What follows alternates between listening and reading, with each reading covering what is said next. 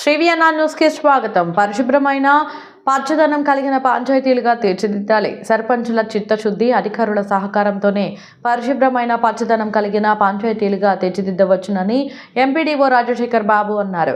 చిత్తూరు జిల్లా పులిచెర్ల ఎంపీడీఓ కార్యాలయంలో బుధవారం పరిశుభ్రత పచ్చదనం థీమ్ 5 పై పంచాయతీల సర్పంచులు, ఉప సర్పంచులు, కార్యదర్శులకు శిక్షణ కార్యక్రమం నిర్వహించారు.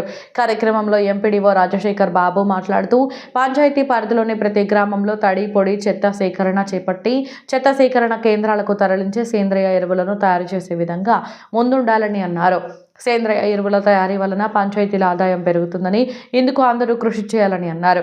ఉపాధి హామీ పథకం ద్వారా గ్రామాలలో మొక్కల పెంపకం చేపట్టి పచ్చదనం పెంచాలని అన్నారు. గ్రామాలలో పంచాయతీల అభివృద్ధికి ప్రభుత్వం చేపట్టే సర్వేలకు అందరూ సహకరించాలని కోరారు. అనంతరం పంచాయతీల అభివృద్ధిపై పలు విషయాలు సమగ్రంగా వివరించి అవగాహన కల్పించారు. ఈ కార్యక్రమంలో deputy MPDO Hari, Swachh Bharat coordinator Damodar Reddy పాల్గొన్నారు.